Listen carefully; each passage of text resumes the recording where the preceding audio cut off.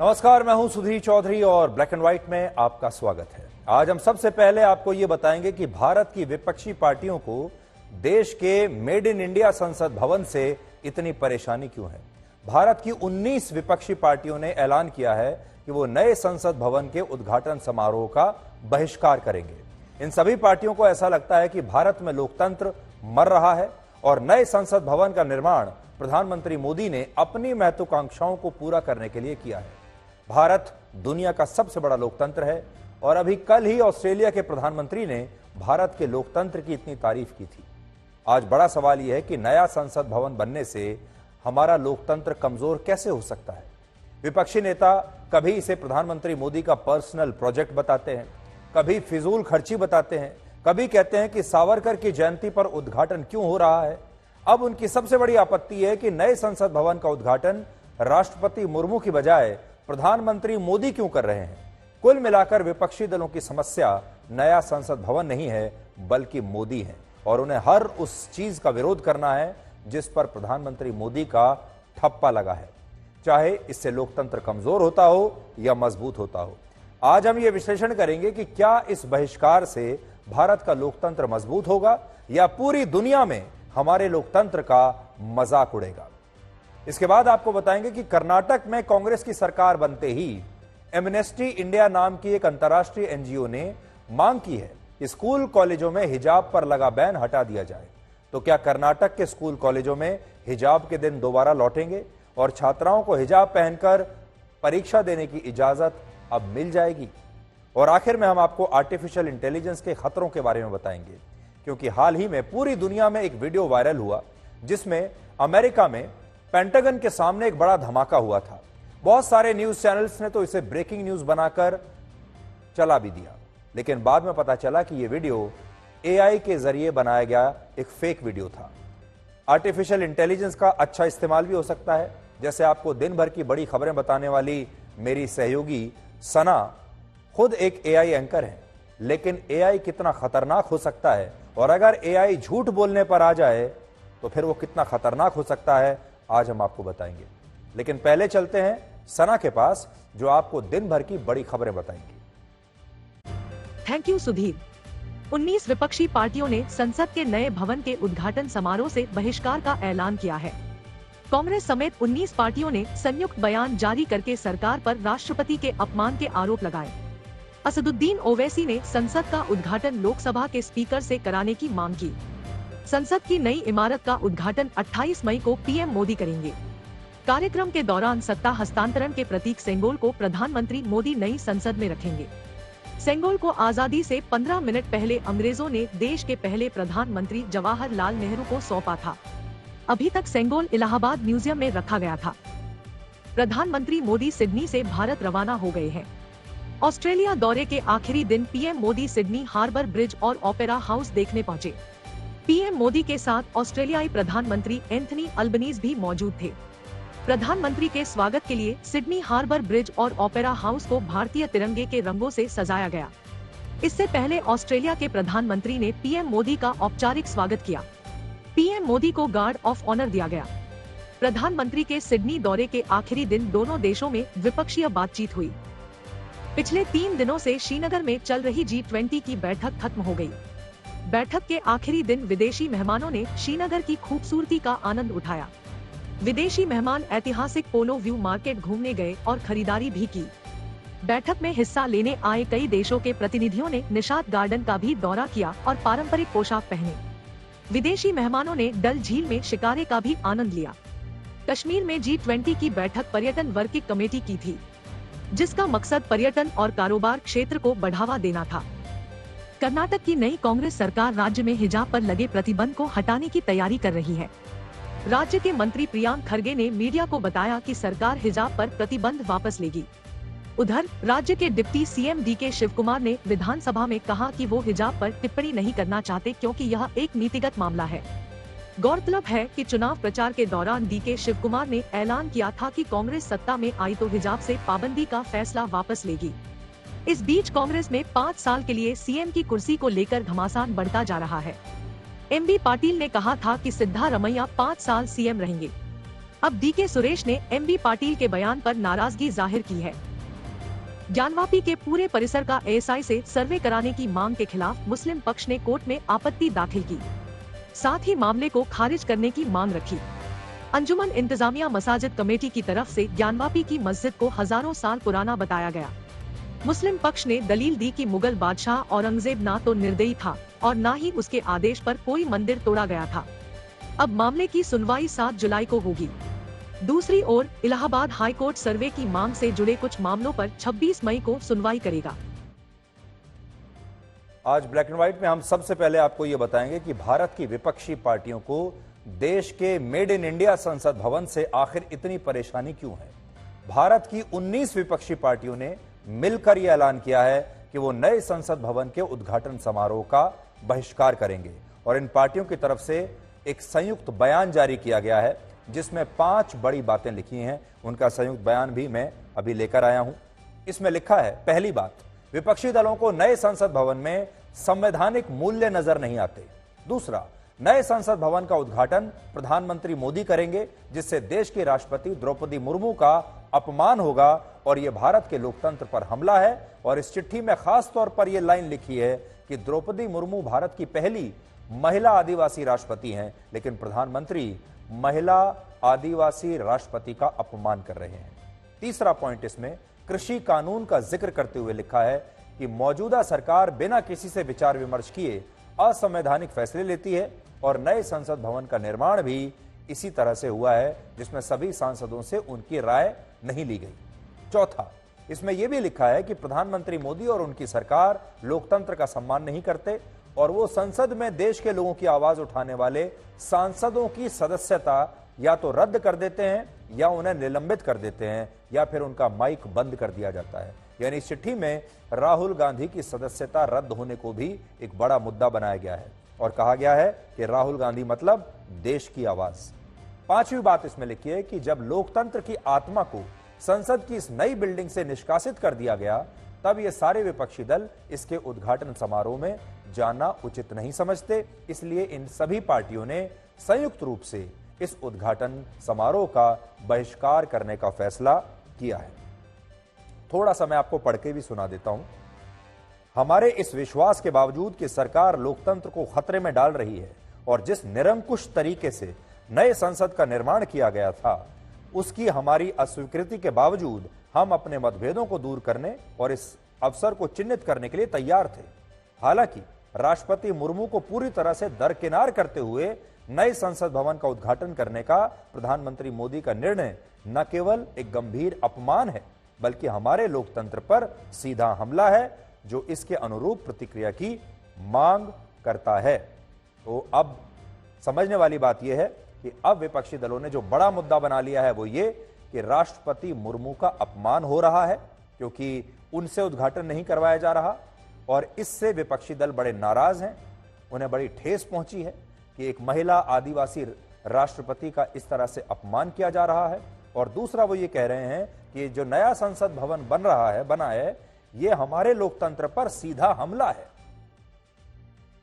जिन 19 विपक्षी पार्टियों ने इस बहिष्कार का ऐलान किया है उनमें सबसे ऊपर कांग्रेस पार्टी है, शरद पवार की एनसीपी, उद्धव ठाकरे की Shiv Sena UBT, Samajwadi party, DMK, Aam Aadmi party, CPI और सीपीएम जैसी लेफ्ट पार्टियां, फारूक अब्दुल्ला की नेशनल कॉन्फ्रेंस, ममता बनर्जी की तृणमूल कांग्रेस और लालू यादव की आरजेडी के अलावा इसमें केरल की इंडियन यूनियन मुस्लिम लीग पार्टी भी शामिल है। यह वही पार्टी है जिसका इतिहास मोहम्मद अली जिन्ना की party all India Muslim league से जुड़ा हुआ है और भारत के विभाजन के बाद जब 1947 में भारत में मोहम्मद अली जिन्ना की मुस्लिम लीग को भंग कर दिया गया था तब इसके कुछ समय बाद ही भारत में नई मुस्लिम लीग की स्थापना हुई थी और इस पार्टी को उस समय इंडियन यूनियन मुस्लिम लीग का नाम दिया गया था।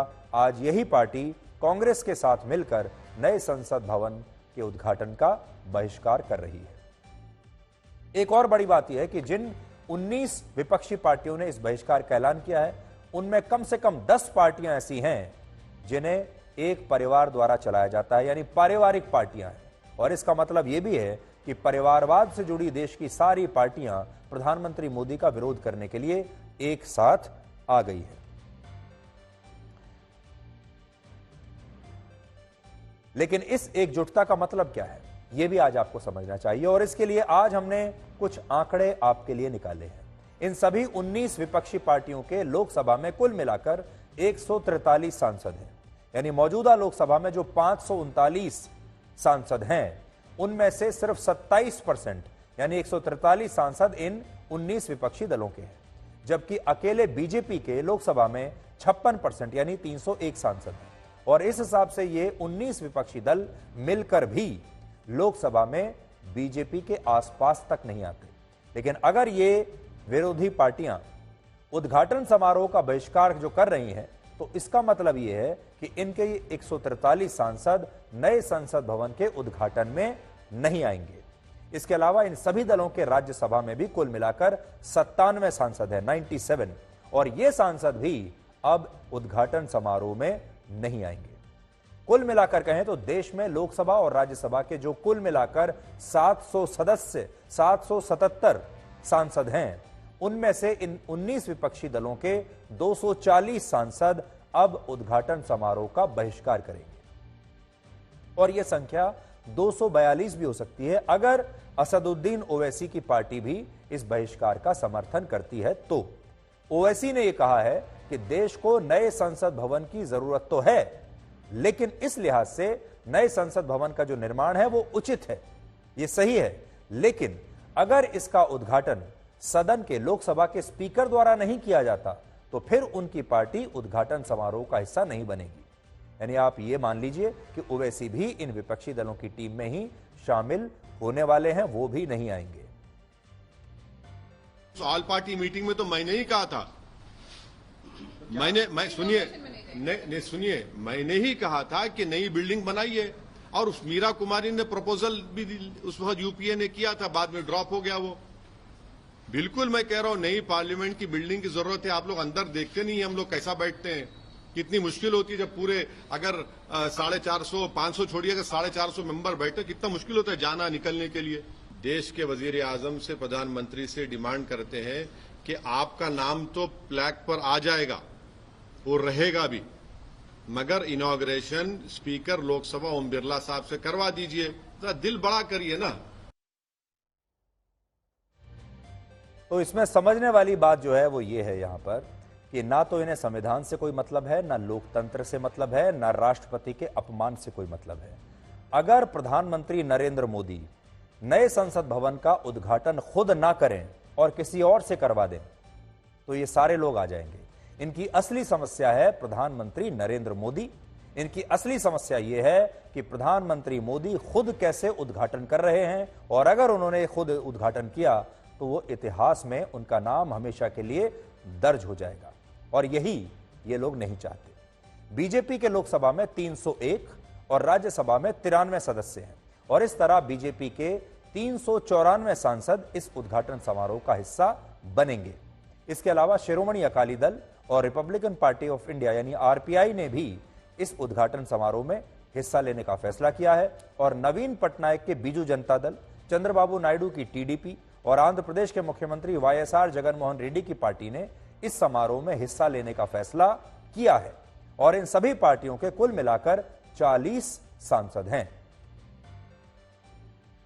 श्रोमणी अकाली दल ने यह फैसला किया है कि जो पार्लियामेंट की नई बिल्डिंग का उद्घाटन हो रहा है, उस फंक्शन में श्रोमणी अकाली दल के अध्यक्ष जो है वो शामिल होंगे। देश को नई पार्लियामेंट मिल रही है, ये सारे देश के लिए बहुत खुशी का समय। हम नहीं चाहते कि ऐसे समय पे कोई राजनीति की जाए, तो ये देश के लिए एक बड़ा इवेंट है, सबको मिलकर के शामिल होना चाहिए। पार्लियामेंट का दरवाजा खोलो, अंदर जाके फिर जो कहना है वो कहो, आपका हक है। यानी इस मामले में भी विपक्ष में विभाजन हो चुका है।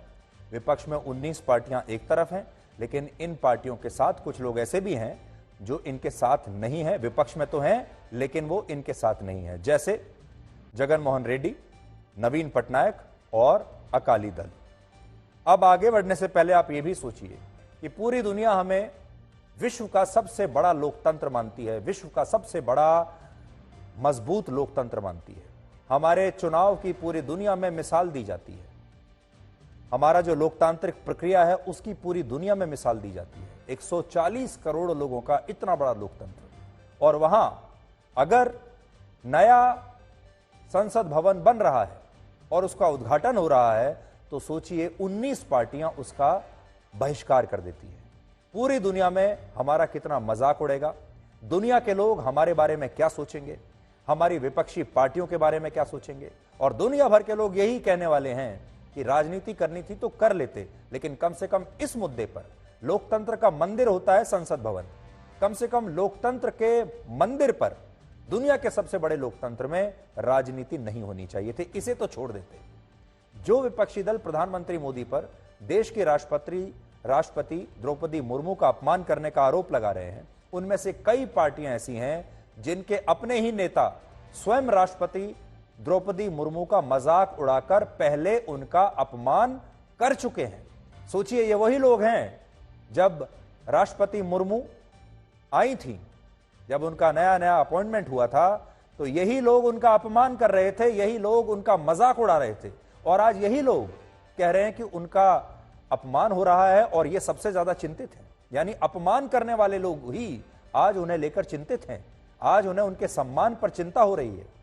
इनमें कांग्रेस और टीएमसी जैसी पार्टियां भी हैं जो अब यह कहती हैं कि भारत के राष्ट्रपति का अपमान वो बर्दाश्त नहीं कर सकती। लेकिन सच ये है, कड़वा सच है, कि लोकसभा में कांग्रेस पार्टी के नेता अधीर रंजन चौधरी ने राष्ट्रपति द्रौपदी मुर्मू को राष्ट्रपत्नी कहकर उनका अपमान किया था, और ममता बनर्जी की सरकार में मंत्री अखिल गिरी ने भी राष्ट्रपति के रंग रूप का मजाक उड़ाते हुए एक जनसभा में यह कहा कि क्या लोगों ने हमारी नई राष्ट्रपति का चेहरा देखा है। सोचिए, जो पार्टियां कुछ दिन पहले तक राष्ट्रपति द्रौपदी मुर्मू का खुद अपमान कर रही थी, आज वो पार्टियां कह रही हैं कि उन्हें राष्ट्रपति का अपमान बर्दाश्त नहीं है। वो महिला हैं और वो आदिवासी हैं। जब ये लोग अपमान कर रहे थे तब वो महिला नहीं थी क्या? तब वो आदिवासी नहीं थी? सच ये है कि ये सारे विपक्षी दल असल में मोदी का विरोध करने के लिए राष्ट्रपति के अपमान का एक झूठा मुद्दा बना रहे हैं। আমরার উপর বিচার করি না, তোমার রাষ্ট্রপতির চেয়ারকে আমরা সম্মান করি, তোমার রাষ্ট্রপতি কেমন দেখতে বাবা?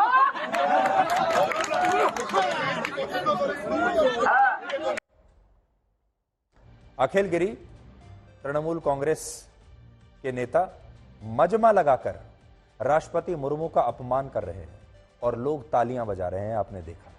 और आज यही लोग खड़े हो जाते हैं आकर और कहते हैं कि हम राष्ट्रपति मुर्मू का अपमान नहीं होने देंगे। राष्ट्रपति का अपमान करने वाले ये अखिल गिरी को मुख्यमंत्री ममता बनर्जी ने आज तक अपनी सरकार में मुख्यमंत्री पद से हटाया नहीं है, लेकिन आज वो भी यही कह रही हैं कि प्रधानमंत्री मोदी देश की राष्ट्रपति का अपमान कर रहे हैं, जबकि सच्चाई यह है कि तमाम विरोधी पार्टियां प्रधानमंत्री मोदी का विरोध करने के लिए ही राष्ट्रपति के झूठे अपमान को राजनीतिक मुद्दा बना रहे हैं। इन्हें राष्ट्रपति से कोई मतलब नहीं, इन्हें मतलब है मोदी से, और इन्हें हर कीमत पर मोदी का विरोध करना है। पहले इन सभी पार्टियों ने इस नए संसद भवन का यह कहते हुए विरोध किया कि यह प्रधानमंत्री मोदी का पर्सनल महल या फिर एक पर्सनल वैनिटी है या उनका एक पर्सनल प्रोजेक्ट जैसा है। ये वो अपनी खुद की महत्वाकांक्षाओं को पूरा करने के लिए कर रहे हैं और इसलिए वो इसका विरोध कर रहे हैं। बाद में फिर कहा कि नए संसद भवन का उद्घाटन 28 मई को वीर सावरकर की जयंती पर क्यों हो रहा है। हम वीर सावरकर की जयंती पर उद्घाटन नहीं होने देंगे। फिर वीर सावरकर को मुद्दा बनाया और कहा कि यह बीजेपी और प्रधानमंत्री मोदी का खुद का एक एजेंडा है, यानी फिर तिथि पर इन्हें आपत्ति होने लगी। इसके बाद कहा कि नए संसद भवन का निर्माण एक फिजूल खर्ची है, देश का पैसा इन्होंने लुटा दिया और भारत को लोकतंत्र के नए मंदिर की आवश्यकता नहीं है, बल्कि भारत को मजबूत लोकतंत्र की जरूरत है। यानी नई बिल्डिंग की आवश्यकता नहीं है, लोकतंत्र को मजबूत करिए। और अब ये सारे विपक्षी दल ये कह रहे हैं कि क्योंकि प्रधानमंत्री मोदी नए संसद भवन का स्वयं उद्घाटन करेंगे, इसलिए वो इसका बहिष्कार करते हैं, क्योंकि यह उद्घाटन राष्ट्रपति को करना चाहिए था और राष्ट्रपति से यह उद्घाटन ना करवाकर ये तो उनका अपमान हुआ है और ये सारे विरोधी दल जो हैं ये राष्ट्रपति का अपमान बर्दाश्त नहीं करेंगे।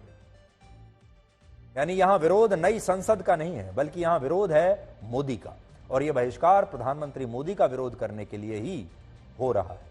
तो ये बीच में अगर आप देखेंगे प्रधानमंत्री मोदी हैं और चारों तरफ ये विपक्षी दल हैं जो उन्हें एक बार फिर संसद भवन पर अब घेरने की कोशिश कर रहे हैं।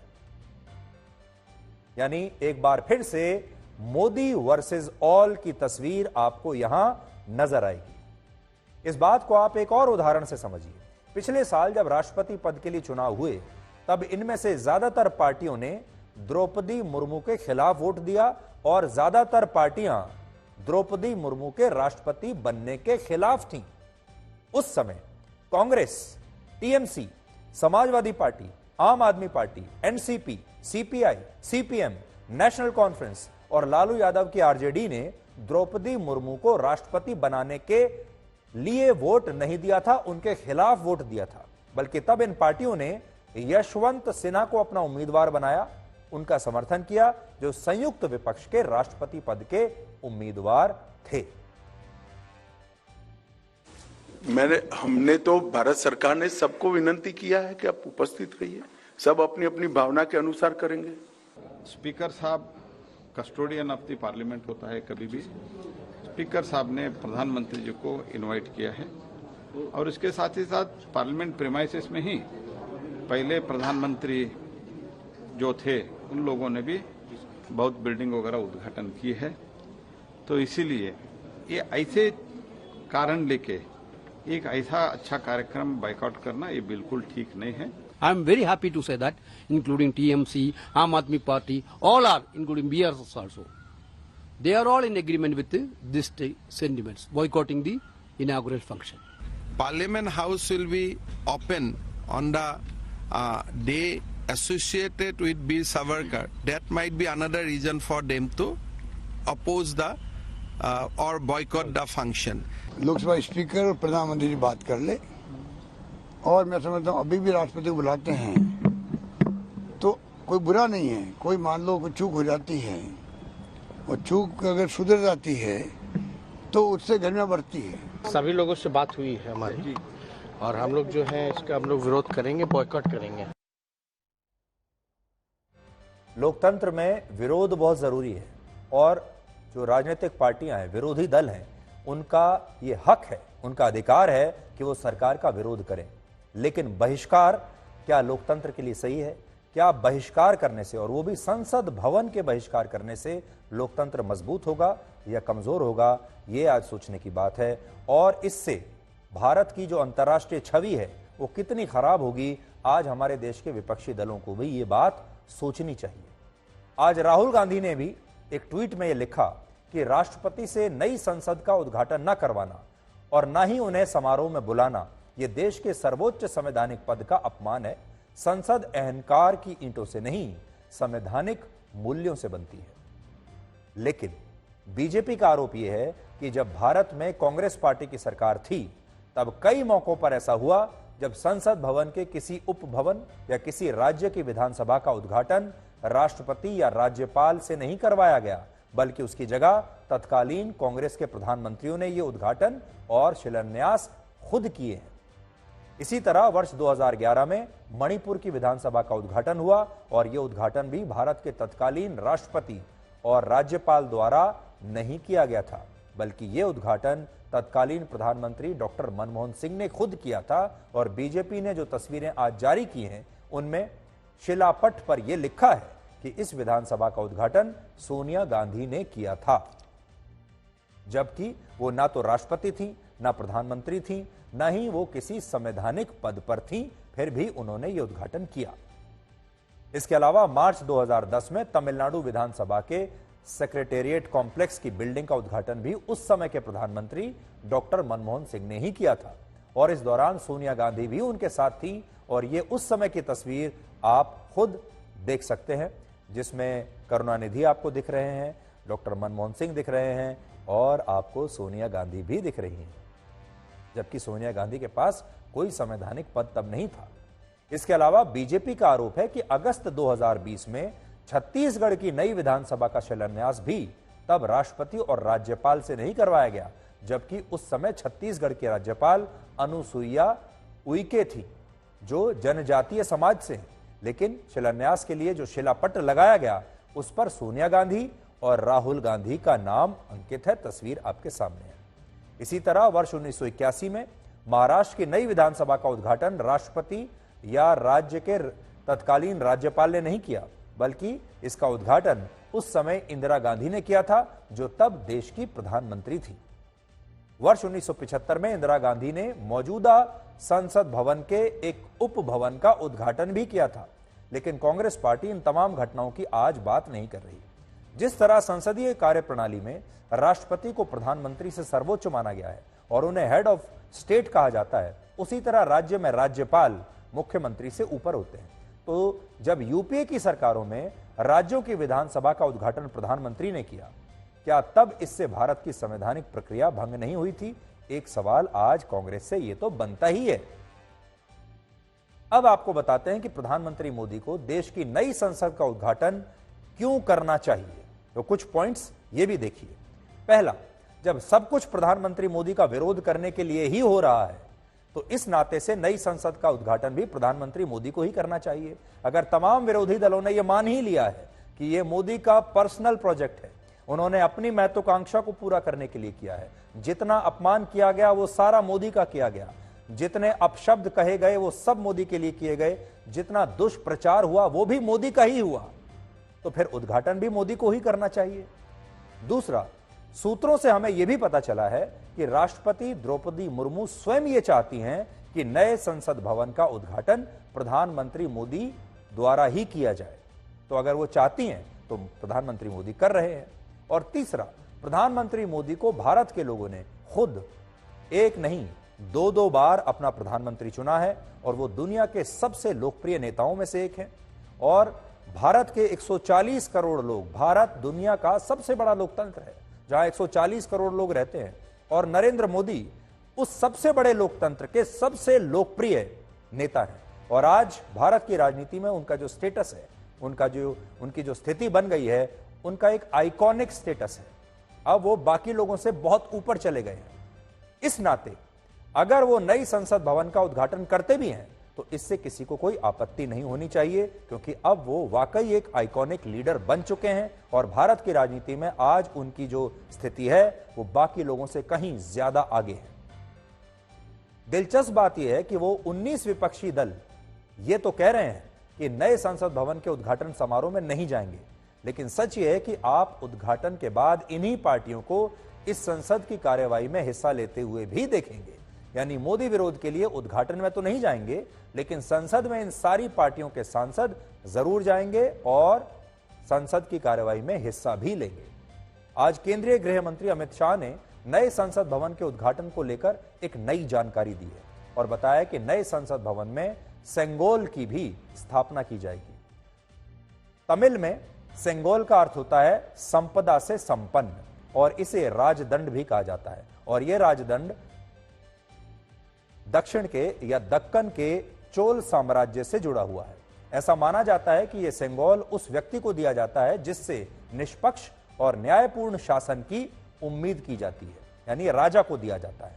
वर्ष 1947 में जब ब्रिटिश सरकार भारत को गुलामी से आजाद करने वाली थी, तब इस बात पर बहुत चर्चा हुई कि आजादी से पहले सत्ता हस्तांतरण कैसे होना चाहिए। उस समय भारत के पहले गवर्नर जनरल बनने वाले सी राजगोपालाचारी से इस पर सुझाव मांगा गया और काफी चर्चा के बाद यह तय हुआ कि चोल साम्राज्य का राजदंड यानी ये सेंगोल अंग्रेज पंडित जवाहरलाल नेहरू को सौंपेंगे और इस तरह सत्ता का हस्तांतरण होगा। यानी हमारी संस्कृति में जो सेंगोल का महत्व है उसी के हिसाब से किया जाएगा। कायदे से इसके बाद इस राजदंड को संसद में सुशोभित करना चाहिए था, लेकिन ऐसा हुआ नहीं और बाद में इसे इलाहाबाद के एक संग्रहालय में रख दिया गया। लेकिन पिछले साल ही भारत सरकार इस राजदंड को इलाहाबाद संग्रहालय से दिल्ली लेकर आई और अब इसे तमिलनाडु के विद्वान 28 मई को नई संसद के उद्घाटन के बाद प्रधानमंत्री मोदी को सौंपेंगे और इसके बाद इसे नए संसद भवन में स्पीकर की कुर्सी के बाद स्थापित कर दिया जाएगा।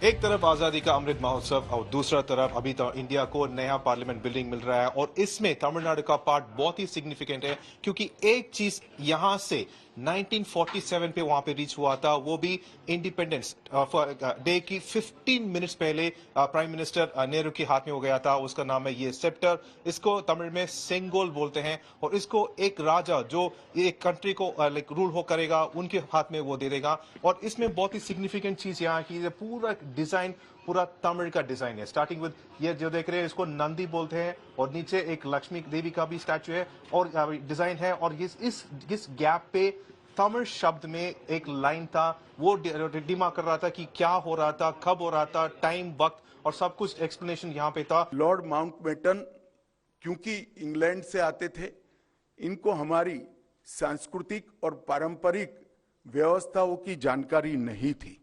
उन्होंने पंडित जवाहरलाल नेहरू जी को ये प्रश्न किया कि ब्रिटिश से भारतीयों के हाथ में सत्ता का हस्तांतरण के प्रतीक के रूप में कौन सा विशिष्ट परंपरागत समारोह का आयोजन किया जाना चाहिए। राजा जी ने अनेक पुराने ग्रंथों का अभ्यास कर अनेक प्रक्रियाओं को स्टडी कर साम्राज्यों के समय में सत्ता के हस्तांतरण की प्रक्रिया का एक सटीक इतिहास रेखांकित कर इस सेंगोल की प्रक्रिया को चिन्हित किया और पंडित नेहरू को बताया कि हमारे यहाँ हमारी परंपरा में इस सेंगोल के माध्यम से सत्ता के हस्तांतरण की प्रक्रिया को अधिकृत किया गया है। जब संसद भवन का देश को समर्पण होगा उसी दिन आदरणीय प्रधानमंत्री नरेंद्र मोदी जी बड़ी विनम्रता के साथ तमिलनाडु से आए हुए अधिनियम से सेंगोल को स्वीकार करेंगे और अत्यंत आदरपूर्वक माननीय लोकसभा के अध्यक्ष के आसन के समीप सम्मान के साथ इसको स्थापित करेंगे। इस सिफारिश पर हमारे पास सेंगोल का निर्माण का न्योता लेकर आए थे। उन्होंने हमें इसके चित्र दिखाए। यह एक गोल लंबाकार वस्तु थी जिसे बिल्कुल वैसे ही बनाना था। यह एक महत्वपूर्ण स्थान पर जा रहा था, इसलिए उच्च गुणवत्ता आवश्यक थी। कभी भी जब पावर ट्रांसफर ऑफ पावर होता है, एक पावर का स्थानांतरण अगर एक राजा से दूसरे राजा हुआ करता तो वहाँ पे जो है एक दंड जो है राजदंड उसको जो भेंट किया जाता था। जो है वो परंपराएं जो है हमारे मुल्क के पुराने इतिहास में भी मिलता है, हर दौर में रहा है ये। और ये इसका महत्व ये है कि हम पावर जहाँ है वहाँ उस जगह से अगर कहीं दूसरी जगह पावर जा रहा है तो उस जगह को जो है संगोल वहाँ भेजा जाएगा। ये चोल साम्राज्य से चली आ रही है ये रीति और जब ट्रांसफर ऑफ पावर होता है तब इसका पालन किया जाता है और अभी एक बार फिर से हो रहा है। आज आपको हम मौजूदा संसद भवन का इतिहास भी थोड़ा बताना चाहते हैं क्योंकि अब यह संसद भवन भी इतिहास के पन्नों में चला जाएगा। मौजूदा संसद भवन का उद्घाटन 18 जनवरी 1927 को हुआ था और इसकी वास्तुकला का काम सर हर्बर्ट बेकर को सौंपा गया था। उस समय सर हर्बर्ट बेकर चाहते थे कि भारत का मौजूदा संसद भवन त्रिकोण आकार का हो जैसा कि नया संसद भवन है, लेकिन तब इस पर सहमति नहीं बनी और ब्रिटिश आर्किटेक्ट सर एडविन लटियंस ने यह सुझाव दिया कि यह भवन गोल आकार का होना चाहिए और फिर बाद में ब्रिटिश सरकार ने भी हर्बर्ट बेकर के प्रस्ताव को खारिज कर दिया और सर एडविन लटियंस के सुझाव पर अमल करने के लिए कहा। 1921 में मौजूदा संसद भवन का निर्माण शुरू हुआ और 6 साल बाद 1927 में इसका उद्घाटन हुआ।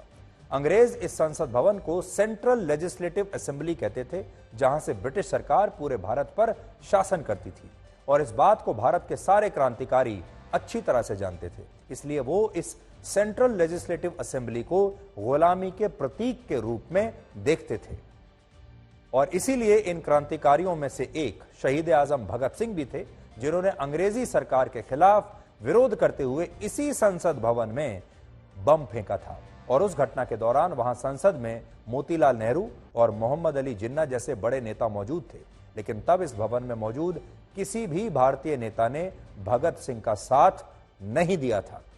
मौजूदा संसद भवन से जुड़ी एक और खास बात यह है कि इस भवन के अंदर सेंट्रल हॉल की दिशा में स्थित दीवारों पर हाथों से बनाई हुई कई तस्वीरें लगी हैं और ये तस्वीरें देश भर के उन चित्रकारों ने बनाई हैं जिन्हें भारत की लोकसभा के पहले स्पीकर जीवी मावलंकर द्वारा बनाई गई एक समिति ने चुना था। इसके अलावा मौजूदा संसद भवन से जुड़ा एक रोचक तथ्य यह भी है कि गोल आकार होने की वजह से इस भवन के अंदर ज्यादातर मोड़ एक जैसे लगते हैं, जिसकी वजह से कई सांसदों को इस इमारत को समझने में काफी समय लग जाता है और नई संसद के निर्माण के दौरान इस बात का भी पूरा ध्यान रखा गया है। मैं खुद बहुत बार संसद भवन में गया हूं और जो लोग नए नए संसद भवन में जाते हैं, यानी जो अभी हमारा मौजूदा संसद भवन है जो गोल है, उसमें कितने सारे नए सांसद ऐसे हैं जो शुरुआत के दिनों में खो जाते हैं, उन्हें रास्ता ही नहीं मिलता कि कहां से कहां जाना है। नए संसद के उद्घाटन के बाद लगभग 100 वर्ष पुराने मौजूदा संसद भवन को एक म्यूजियम यानी संग्रहालय में बदल दिया जाएगा और इसे संरक्षित करके रखा जाएगा। यहां संसद से जुड़े कार्यक्रमों का आयोजन भी होता रहेगा।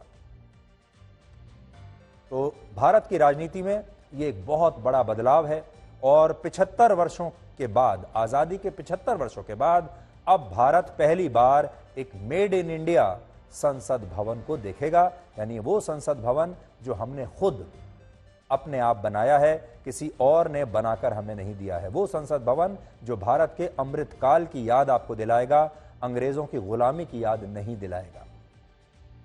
विपक्ष की इस मोदी विरोध की राजनीति को आप एक और खबर से आज आप समझिए।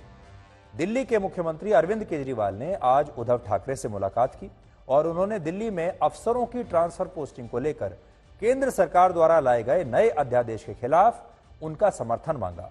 असल में अरविंद केजरीवाल सारे विपक्षी दलों का समर्थन मांग रहे हैं और इस मुद्दे पर अरविंद केजरीवाल अब एनसीपी के अध्यक्ष शरद पवार से भी मुलाकात करेंगे।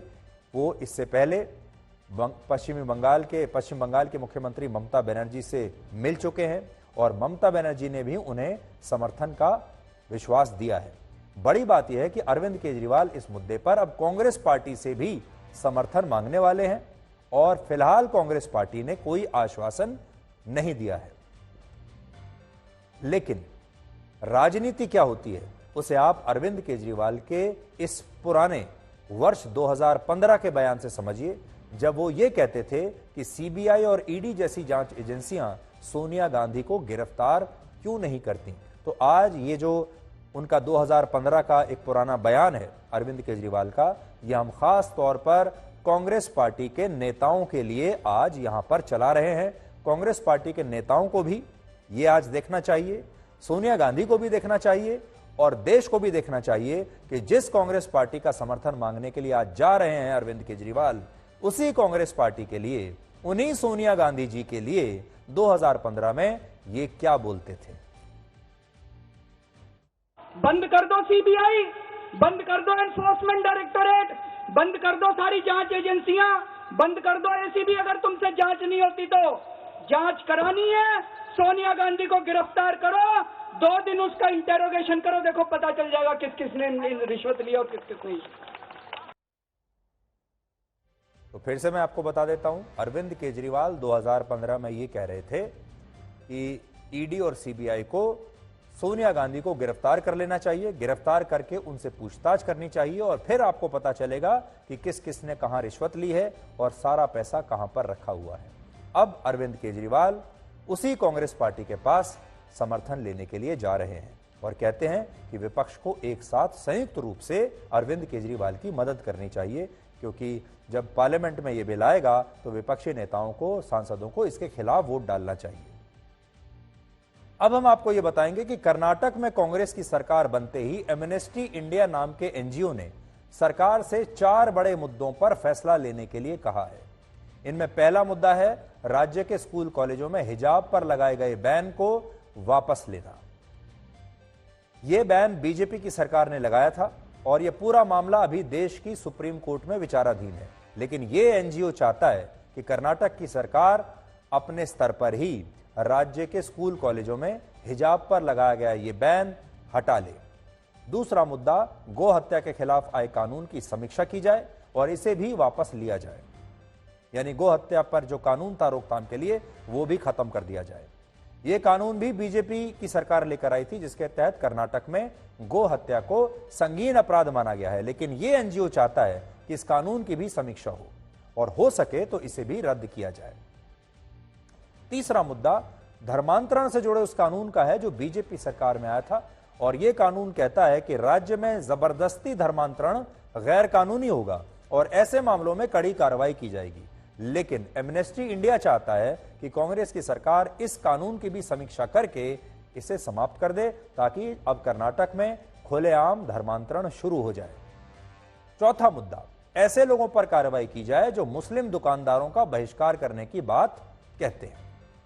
एमनेस्टी इंडिया एमनेस्टी इंटरनेशनल का ही हिस्सा है और ये एक ऐसा अंतर्राष्ट्रीय एनजीओ है जो दुनिया भर में मानव अधिकारों की दुकान चलाता है, और इसने कर्नाटक की कांग्रेस सरकार से जो भी मांगे की हैं उसके पीछे मानव अधिकारों को ही आधार बनाया है। लेकिन इस एनजीओ का सच आप इन 3 बातों से समझ लीजिए।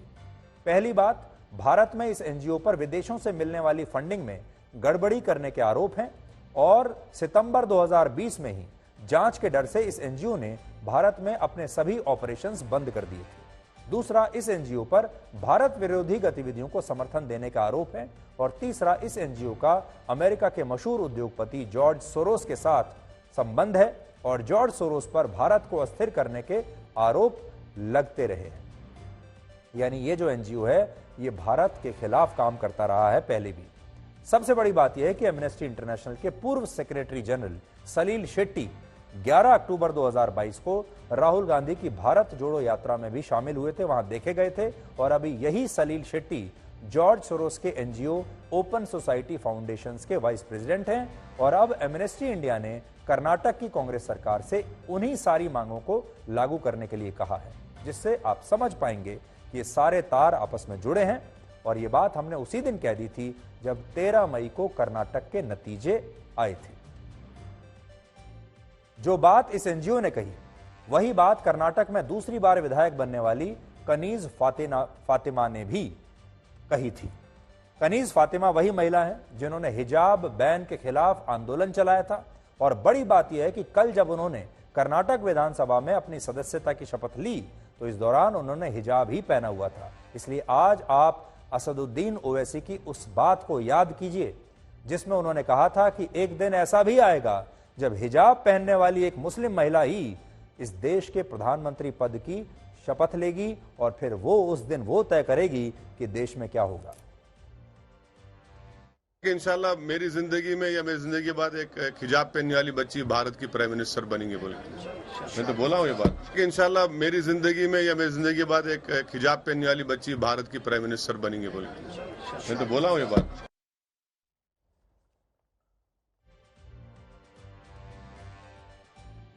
अब आपको उस खबर के बारे में बताएंगे जो आर्टिफिशियल इंटेलिजेंस के खतरे आपको बताएगी, क्योंकि हाल ही में पूरी दुनिया में एक वीडियो वायरल हुआ जिसमें पेंटागन, अमेरिकी रक्षा मंत्रालय जो है जिसे पेंटागन कहते हैं, उसके सामने एक बड़ा धमाका हुआ और बहुत सारे न्यूज चैनल्स ने इसे ब्रेकिंग न्यूज बनाकर चला भी दिया।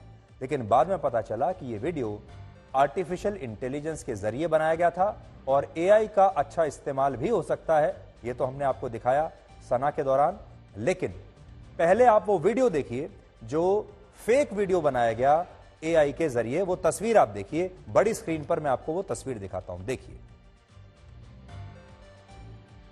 कोई भी व्यक्ति अगर इस तस्वीर को देखेगा तो इसे तुरंत असली तस्वीर मान लेगा।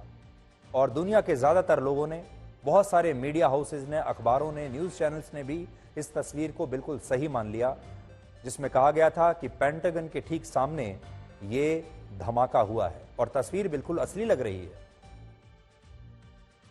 यह अमेरिका के रक्षा मंत्रालय का हेडक्वार्टर है जिसे पेंटागन कहते हैं। और इस तस्वीर को देखकर लगता है कि इस बिल्डिंग में कोई धमाका हुआ है जिसके बाद चारों तरफ धुआं फैल गया। सच्चाई यह है कि यह तस्वीर आर्टिफिशियल इंटेलिजेंस की मदद से बनाई गई और 22 मई को पहली बार इस तस्वीर को ट्विटर पर शेयर किया गया, जिसे ब्लूमबर्ग फीड नाम के एक वेरीफाइड ट्विटर हैंडल ने रीट्वीट किया। सोचिए, एक वेरीफाइड ट्विटर हैंडल जिसमें ब्लू टिक लगा हुआ है, उसने इसे रीट्वीट किया और इसके बाद से यह तस्वीर वायरल हो गई। आपको जानकर हैरानी होगी कि कई न्यूज चैनल्स ने भी इस तस्वीर को ब्रेकिंग न्यूज बनाकर चला दिया। इसका असर यह हुआ कि अमेरिका समेत कई देशों के शेयर बाजारों में जबरदस्त गिरावट आ गई। हालांकि बाद में पेंटागन की तरफ से यह स्पष्ट किया गया कि ये तस्वीरें झूठी हैं और वहां कोई हमला नहीं हुआ है और ना ही कोई धमाका हुआ है। यह बात भी पता चली कि जिस ट्विटर हैंडल से ये तस्वीरें शेयर की गई थी वो ट्विटर हैंडल भी फेक था। यह सिर्फ एक घटना नहीं है, ये सोचिए, ये नए जमाने की चुनौतियां हैं। कुछ दिन पहले जर्मनी के एक फोटोग्राफर ने वर्ल्ड फोटोग्राफी कंपटीशन में एआई द्वारा बनाई गई तस्वीरें भेज दी और उसने इन तस्वीरों की मदद से एक अवार्ड भी जीत लिया। हालांकि बाद में जब कुछ लोगों को इस बात का पता चला तो उसकी आलोचना शुरू हो गई, जिसके बाद उसने अपना अवार्ड वापस कर दिया। तो सोचिए, आजकल बड़े बड़े जो कलाकार हैं, जो आर्टिस्ट हैं, वो आर्टिफिशियल इंटेलिजेंस की मदद से तस्वीरें बना रहे हैं। वो तस्वीरें बड़े बड़े अंतर्राष्ट्रीय कॉम्पिटिशन्स में इनाम भी जीत जाती हैं और बाद में पता चलता है कि ये तस्वीर तो किसी ने बनाई ही नहीं, ये तो आर्टिफिशियल इंटेलिजेंस से बनी है। और अब आप वो तस्वीरें देख ही रहे हैं। कुछ दिन पहले अमेरिका के पूर्व राष्ट्रपति डोनाल्ड ट्रंप को गिरफ्तार करने की भी तस्वीरें आई थी, जिनकी बड़ी चर्चा हो रही थी। ये तस्वीरें भी एआई की मदद से बनाई गई थी, लेकिन बहुत सारे लोग इस बात को लेकर कंफ्यूज हो गए कि डोनाल्ड ट्रंप को क्या वाकई में गिरफ्तार कर लिया गया है, और इसे लेकर सोशल मीडिया पर काफी चर्चा होती रही पूरी दुनिया में। ये जो तस्वीर आप देख रहे हैं, देखने में पहली नजर में आपको लगेगा कि डोनाल्ड ट्रंप को पुलिस गिरफ्तार कर रही है, लेकिन ये तस्वीरें फेक हैं। ये तस्वीरें आर्टिफिशियल इंटेलिजेंस के जरिए बनाई गई हैं। कुछ दिन पहले ही सोशल मीडिया पर यह तस्वीरें भी वायरल हुई जिनमें दिल्ली और कोलकाता जैसे शहरों में बर्फबारी होती हुई दिखाई दे रही थी। लोग कह रहे थे कि कोलकाता में बर्फ पड़ रही है। इसी तरह लोगों ने कहा कि तस्वीरें ऐसी आई जिसमें दिल्ली में भी बर्फ पड़ रही है। ये एआई द्वारा बनाई गई तस्वीरें हैं और ये बिल्कुल नेचुरल लगती हैं। इनमें असली और नकली का फर्क करना लगभग असंभव है। देखिए, ये कोलकाता की तस्वीर जहां बर्फ पड़ रही है, और अब इसके बाद देखिए दिल्ली में इंडिया गेट की तस्वीर। इसके बाद आपको इंडिया गेट की तस्वीर भी दिखाते हैं। देखिएगा आप, इंडिया गेट की तस्वीर भी में आप देखेंगे कि इंडिया गेट पर भी बर्फ पड़ रही है। ये देखिए, ये इंडिया गेट है और यहां पर भी बर्फ पड़ रही है। ठीक इसी तरह चीन में एक व्यक्ति ने एआई की मदद से ट्रेन ब्लास्ट की एक झूठी खबर फैला दी, जिसके बाद लोग रेलवे स्टेशन की तरफ भागने लगे।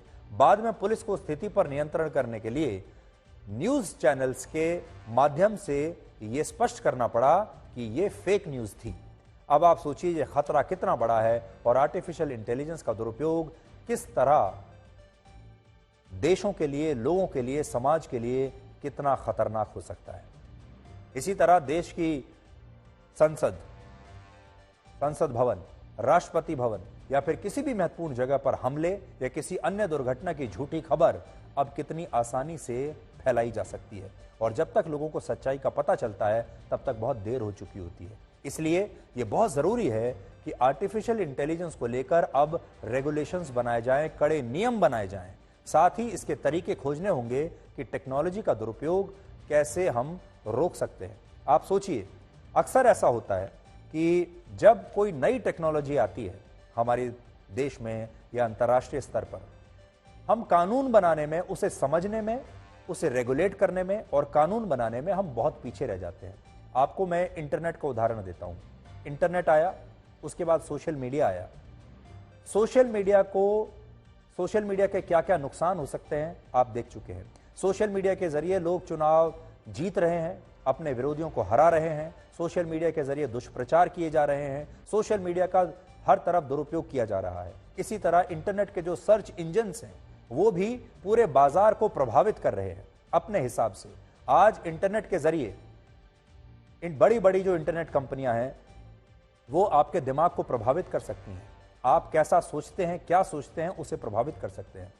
अब देशों को, अलग अलग देशों को, सरकारों को यह बात समझ में आई है और अब आपने देखा होगा कि अलग अलग देशों में सोशल मीडिया को लेकर, इंटरनेट को लेकर अब जाकर नियम बनने शुरू हुए हैं। लेकिन जब तक हम नियम बनाते हैं तब तक और नई टेक्नोलॉजी आ जाती है। यानी टेक्नोलॉजी हमसे बहुत आगे चल रही है और नियम बनाने में हम बहुत पीछे हैं।